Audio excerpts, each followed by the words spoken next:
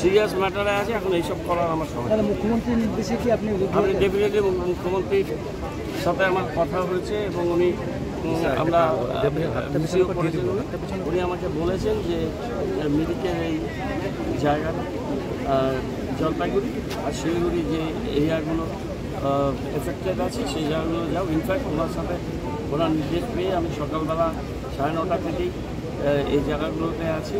32 নম্বর word পুর নিগমের সেই জায়গাটা বাড়িতে প্রচুর জল ঢুকেছিল, কিন্তু লকগেটগুলো খুলে দেওয়া, জল নেমে গেছে। একটা দুটো বাড়িতে জল আছে, তা পাম্পিং করে আমরা বার করে দিচ্ছি। রিলিফ ক্যাম্প হয়েছে এবং আমরা ফুড মেটেরিয়াল, ত্রিপাল, অন্যান্য জিনিসপত্র দিয়ে এটা ব্যবস্থা তাদের করছি। পশ্চিম দমতলায় প্রায় 1 কিলোমিটার একটা ব্রিজের প্ল্যানিং, ব্রিজ নয় একটা বাঁধের প্ল্যানিং চলছে। আগে মন্ত্রী যখন এসেছিলেন তখন সেই পরিকল্পনা চলছিল, সেটা এগোবে, সময় ওটা করা হবে। কিন্তু নদী বাঁধ যেটা আছে জায়গায় জায়গায় ক্ষতিগ্রস্ত, সেটা জরুরি ভিত্তিতে মেরামত করতে হবে। এই জায়গাটা গেছি পোড়াঝাড়ে যেটা হয়েছে, যে বাঁধ ভেঙে গেছে, বাঁধ ভেঙে জল ঢুকেছে, সেটা কাজ শুরু হয়েছে। ওরা টেম্পোরারিলি সেটা প্যালেটিভ মেজরে সেটাকে তারা প্রোটেক্ট করছে। এবং মাটিগাড়া GP1-এ অনেকগুলো জায়গা ইনান্ডেটেড হয়েছে, জল ঢুকেছে। সেখানে ডিএম ম্যাডাম ছিলেন, SDO ছিলেন।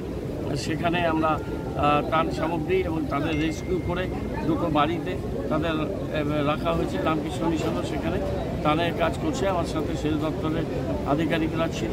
আমি এখানটায় ডিএম ম্যাডামের সাথে এই শুকনা দুধিয়ার এই ব্রিজটা যেটা ড্যামেজ হয়েছে তার অল্টারনেটিভ কীভাবে পারাপার করা যায়, কেননা মিরিক ডিস্টার্ব হয়ে গেছে, কাট অফ হয়েছে, অনেক ঘুরে মিরিকের নিচে নামতে হবে।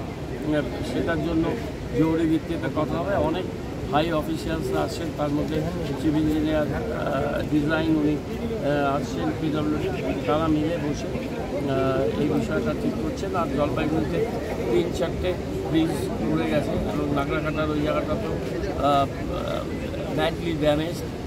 জলপাইগুড়ি ডিএমের সাথে নিরন্তর আমি যোগাযোগ রাখছি এবং এরপরে আমি ডিএম জলপাইগুড়ির সাথে কথা বলে জলপাইগুড়ির দিকে যাব, যে জায়গাগুলোতে এখন যাওয়া দরকার। এখানে তো বেইলি ব্রিজ সম্ভব নয় বলা হচ্ছে, এরা PWD থেকে বলছে বেইলি ব্রিজ সম্ভব নয়। বেইলি ব্রিজ না হলে হিউম পাইপ দিয়ে যে ব্রিজটা হয়েছিল বালাসনের উপরে, এরা ডিজাইনের লোকেরা এরা বুঝতে পারবে। কারণ আমাদের প্লেন্সের নদীতে জল স্রোত এত তীব্র থাকে না, যেটা এই হাই অল্টিটিউডে থাকে।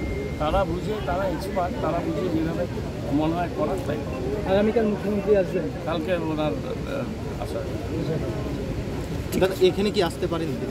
কোথায় উনি আসবেন এটা